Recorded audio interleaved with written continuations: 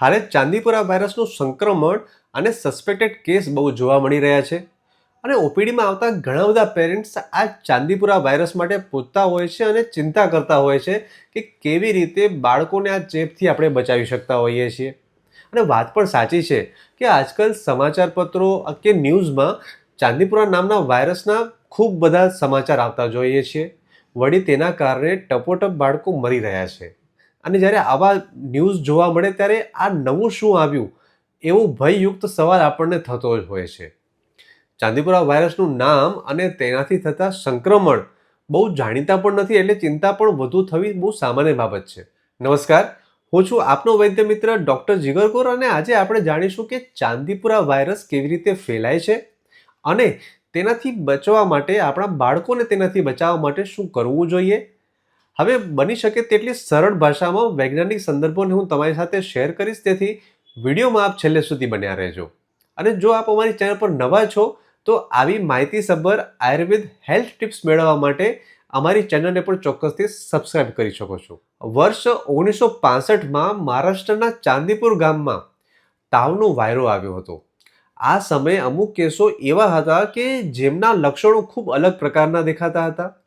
જ્યારે પરીક્ષણ કરવામાં આવ્યું ત્યારે અલગ જ પ્રકારના વાયરસ મળી આવ્યા અને હવે ચાંદીપુર ગામમાંથી આ વાયરસ પહેલીવાર મળ્યો છે, એટલે તેનું નામ ચાંદીપુરા વાયરસ એવું રાખવામાં આવ્યું છે. હવે આ ચાંદીપુરા વાયરસનો ચેપ કોને લાગી શકે છે અને લાગે તો શું લક્ષણો દેખાય એ વિશે સમજીએ.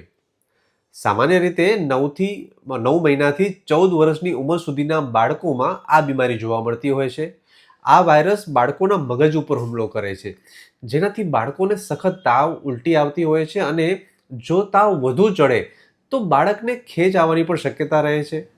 હવે આ બધી ઘટનાઓ લગભગ 48થી 72 કલાકમાં બની જતી હોય છે અને એ દરમિયાન બાળકનું કદાચ મૃત્યુ પણ થઈ જતું હોય છે. એટલે કે આ ચેપ થોડો જીવલેણ સાબિત થઈ રહ્યો છે.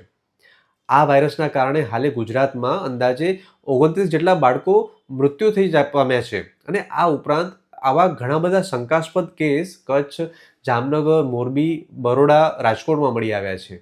આ જ કારણે આ વાયરસની ખૂબ બધી ચર્ચા થઈ રહી છે. હવે આ ચાંદીપુરા વાયરસનો ચેપ કેમ લાગે છે એ સમજીએ. આ ચેપ ફેલાય છે સેન્ડફ્લાય એટલે કે એક માખી દ્વારા. આ સેન્ડફ્લાય નામની જે માખી છે એ ખાસ પ્રકારની નાના આકારની માખી છે, જે સામાન્ય માખી કરતાં નાની, એટલે સમજો કે મચ્છર કરતાં પણ નાના આકારની હોય છે, જેને આપણે નરી આંખે જોઈ શકીએ છીએ પણ બહુ નાની હોય. આ નાનકડી માખીને ચાંદીપુરા વાયરસનો ચેપ લાગે છે. આવી ચેપી માખી જ્યારે આપણને કરડે છે ત્યારે ચાંદીપુરા વાયરસ આપણા શરીરમાં પ્રવેશ કરી જાય છે. આ જ માખીને લીધે કાલા આજાર નામનો રોગ પણ થતો જોવા મળ્યો છે. હવે પ્રશ્ન એ થશે કે આ સેન્ડફ્લાયમાં વાયરસ ક્યાંથી આવે છે. એકચ્યુઅલી કેટલાક પ્રાણીઓમાં ચાંદીપુરા નામનો વાયરસ ઓલરેડી હોય છે, પણ તેમને તે રોગ નથી કરતો. હવે આવા પ્રાણીને જ્યારે સેન્ડફ્લાય કરડે ત્યારે એ વાયરસ તેમને લાગી જાય છે અને એકવાર તે ચેપ લાગે અને એના ઈંડામાંથી પણ નવી જન્મતી સેન્ડફ્લાયને પણ ચેપ આવી જતો હોય છે. આ ચાંદીપુરા ચેપની સામે લડી શકે એવી કોઈ વેક્સિન હજી નથી શોધાઈ.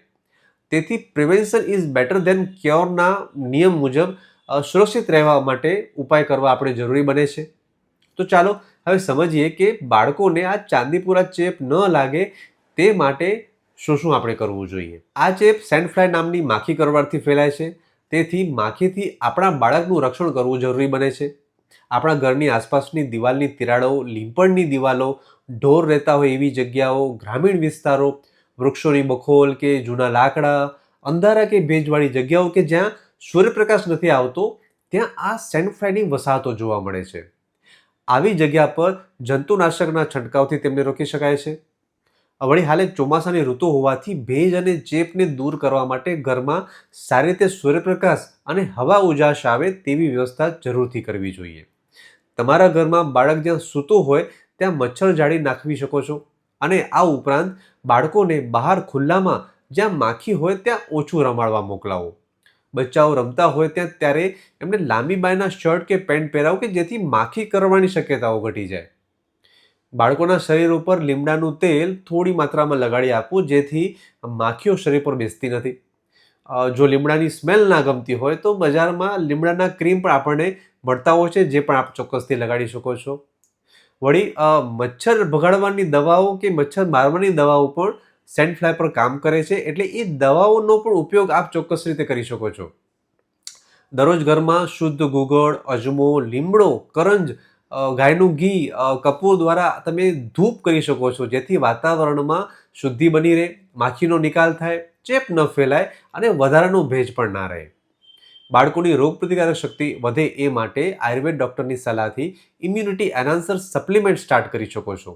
જેમ કે અમારા આયુર્વેદ સેન્ટર ઉપર બાળકો માટે તાસીર મુજબ વિવિધ પ્રકારના ચાટણ, સિરપ કે ગોળી આપ કુરિયર દ્વારા કે રૂબરૂ મુલાકાત લઈને મેળવી શકો છો. ઘરગથ્થુ ઉપચાર તરીકે બાળકોને 1 ચમચી મધ દરરોજ ખાલી પેટે આપી શકાય. દિવસમાં 2 વખત તુલસીના 4-5 પાન ચાવવા માટે આપી શકાય, અથવા તો ઘડો વનસ્પતિનું સત્વ પણ આપી શકાય છે. પણ બાળકોની ઉંમર પ્રમાણે દવાઓના ડોઝ સેટ કરવાના હોવાથી સેલ્ફ મેડિકેશન ના કરવું જોઈએ અને ઉપચાર કરાવતા પહેલા ક્વોલિફાઈડ આયુર્વેદ ડૉક્ટરની સલાહ લેવી અહીં જરૂરી બનતી હોય છે. બાળકો બીમાર ન પડે તે માટે ઘરનો સાદો ખોરાક આપો અને બહાર લારી પર મળતા ખુલ્લા વાસી ખોરાક તો ખાસ આ સમયમાં ટાળવા જોઈએ. આ રીતે આપણે ચાંદીપુરા વાયરસના ચેપથી બચવા માટેના ઉપાયો કરી શકીએ છીએ. જો આપને આ માહિતી ગમી હોય તો લાઇક બટન ક્લિક કરીને આવી જ આયુર્વેદિક હેલ્થ ટિપ્સ મેળવવા માટે અમારી ચેનલને સબસ્ક્રાઇબ પણ જરૂરથી કરી શકો છો. અને આ વિડીયોને બને તેટલા વધુ લોકો સુધી પહોંચાડી સ્વાસ્થ્ય જાગૃતિ લાવવા માટે આપ અમારી અને સમાજની પણ મદદ કરી શકો છો. કોઈપણ જાતના પેનિક થયા વગર આ રોગ સામે તકેદારી રાખવી એ જ આનો ઉપાય છે.